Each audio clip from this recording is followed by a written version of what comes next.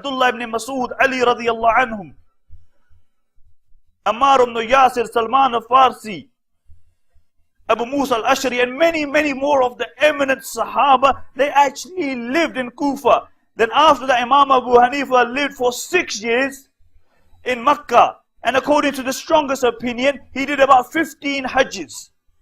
So he would learn, they would go for Hajj, and they would seek knowledge. And he would teach, and he would seek knowledge. And then after Hamad passed away, Imam Abu Hanifa rahimahullah started his halqa in Kufa. And they mentioned after a very short time, his halqa became the largest in Kufa.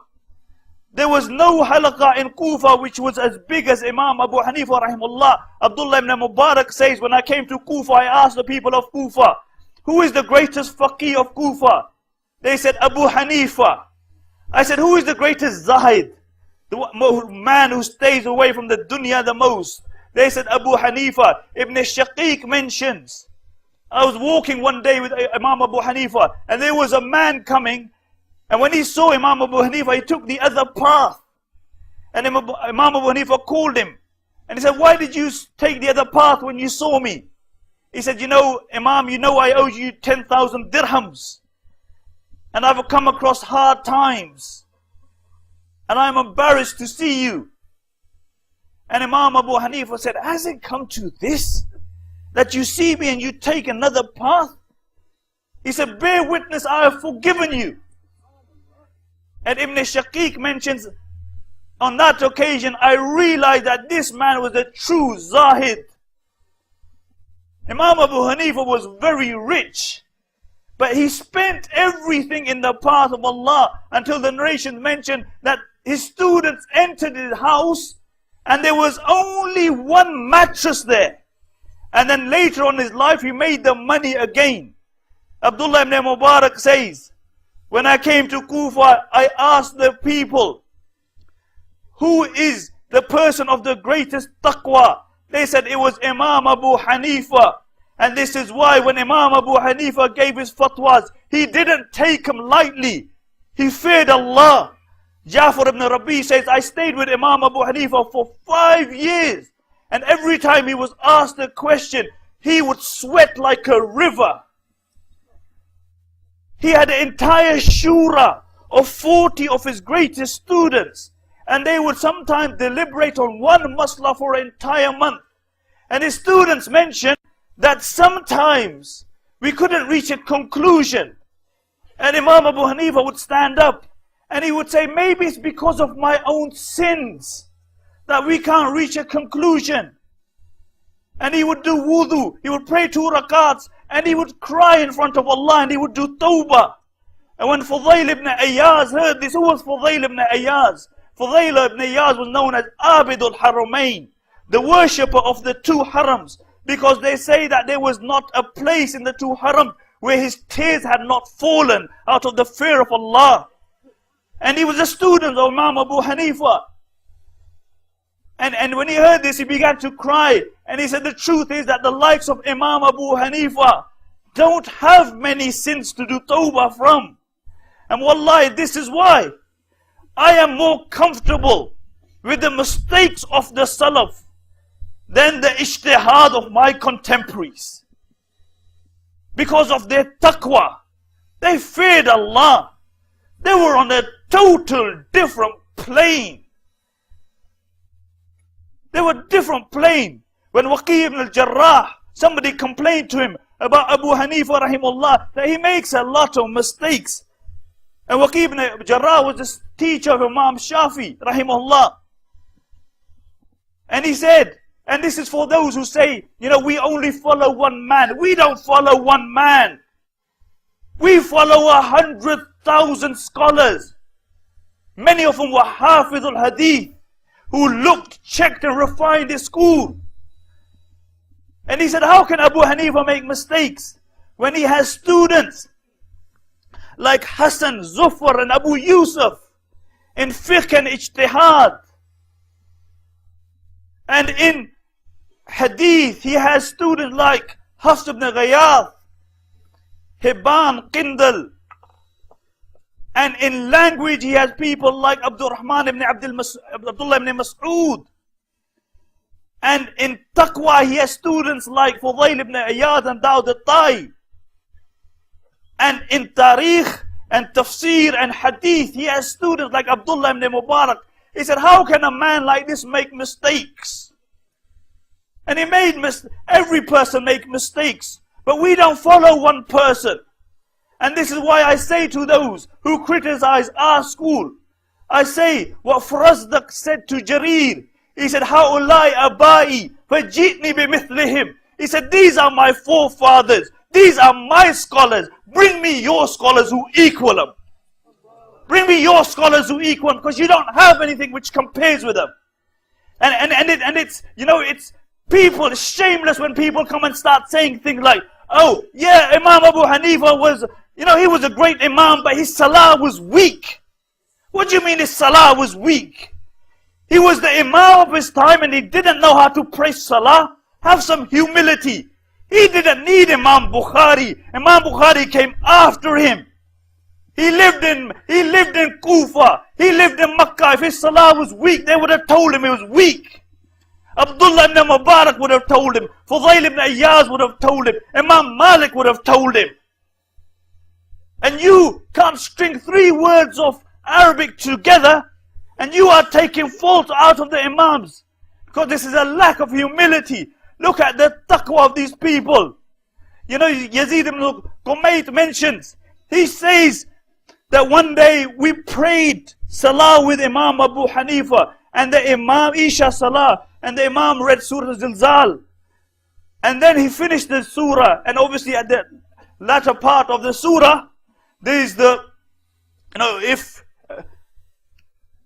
a person does an iota of good, he will see it. And if the person does an iota of evil, he will see it in the hereafter. And he says, after salah, Imam Abu Hanifa sat down and he began to contemplate. And he began to think. And he said, I didn't want to disturb him.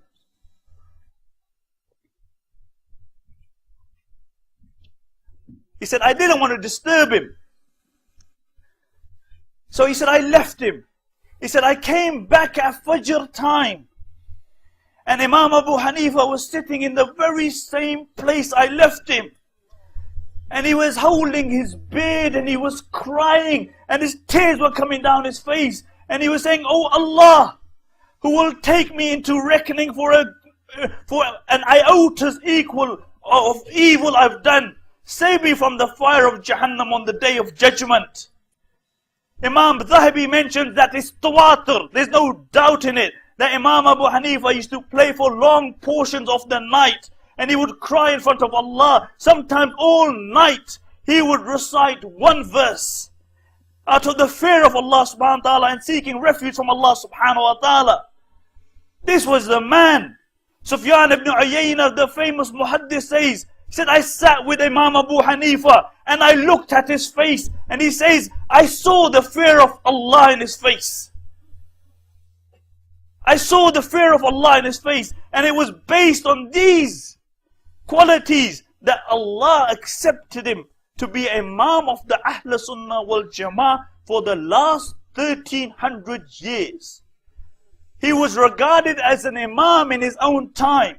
And there's something I want to speak about today, which sometimes we overlook on the life of Imam Abu Hanifa. And that was his bravery and his steadfastness. He was regarded as Imam of his time. Imam Abu Hanifa lived under the Umayyads for 52 years and under the Abbasides for 18 years. Now the Umayyads, they were very Arab-centric. And they weren't very just. Besides the short portion of Abdullah ibn Umar ibn Abdul Aziz, the rest they weren't very just. But they regarded Imam Abu Hanifa as the Imam of his time. The governor of Kufa, Ibn Hubayra, when he chose Qazis, he chose people like Ibn Shibrama and Ibn Abi Layla to be the judges of Kufa. And on top of them, he wanted the main judge to be Imam Abu Hanifa rahimahullah. And Imam Abu Hanifa refused to take the post. And these scholars, Ibn Shibrama and Ibn Abi Layla, they're narrators of the Sihah. They came to Imam Abu Hanifa rahimullah and they said, "Oh Abu Hanifa, don't throw yourself into destruction. Take the post." For we were compelled to take the post and we took it. And this was their ijtihad, alhamdulillah. And Imam Abu Hanifa said, "I swear by Allah, I will not take the post."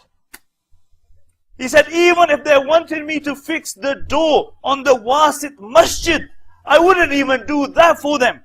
And you want me to put my stamp to authorize the beheading of some innocent man? He said, by Allah, I will not take it. And Ibn Hubayra, who was the governor of Kufa, took an oath that Imam Abu Hanifa would take it.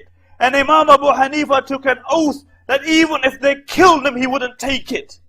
And he said, beating is easier for me than that I come in front of Allah subhanahu wa ta'ala in chains as an unjust person. And when Ibn Hubayra heard that Imam Abu Hanifa had taken an oath, he said, does he compete with my oath? And he summoned Imam Abu Hanifa. And for 15 days he kept Imam Abu Hanifa in prison. And they tried to convince him. They couldn't convince him. And then he brought him to his court. And he said, Abu Hanifa, you will take the post, I swear by Allah. And if you don't take the post, I swear by Allah, I will have you whipped on your head until you die. And Imam Abu Hanifa said, إِنَّمَا هِيَ مِيتَةٌ وَاحِدَةٌ. He said, go ahead. You can only kill me once. Wallahi, my Imam wasn't just a faqih. He wasn't just a muhaddith. He wasn't just an abid or zahid. He was a mujahid. Didn't the Prophet ﷺ said, أَفْضَلُ الْجِهَادِ كَلِمَةُ حَقٍّ إِنْ the Sultan Ja'ir? That the greatest jihad you can do is to speak words of truth in front of a tyrannical ruler. And this is what Imam Abu Hanifa did. And when Imam Abu Hanifa said this, Ibn Hubayra became enraged and he told the Jalad, he said, whip him on his head. And he whipped him once, twice. And when the third one struck, Imam Abu Hanifa said, oh Ibn Hubayra, I swear by Allah, a day will come that Allah will disgrace you like you are disgracing me today. You know, Imam Abu Hanifa might have thought that was disgrace for him at that time. But I swear by Allah, in our eyes that is izzah. That is respect. Because he stood up for what he believed for. Then he stood up for what he believed in. He didn't capitulate. And his words, they shook Ibn Hubayra. And Ibn Hubayra told the Jalad to stop. And the narrator mentions that Imam Abu Hanifa would be whipped every day. But the only time he cried was when he was whipped on his head, because it made a mark upon his face. And he said, I fear that when my mother sees these marks, it will pain her. And this is why I'm crying. He wasn't crying for himself. And this was Imam Abu Hanifa when the Khawarij, they took over Kufa. Now the Khawarij were very interesting people. They liked to put a fatwa of takfir on everybody. Anybody disagreed with them, they were kafirs. Anybody committed a major sin, they were kafirs. They didn't even spare Ali radiallahu anhu. They said Ali believed in arbitration. When they ikhtilaf, and they said hukm is only for Allah. And they put a fatwa of kufr on even Ali radiallahu anhu. Now when they took over Kufa, one of the first people that they dragged in was Imam Abu Hanifa. And they said to Imam Abu Hanifa, they said, this is the Shaykh of Kufa. So they said to him, Abu Hanifa, do tawbah.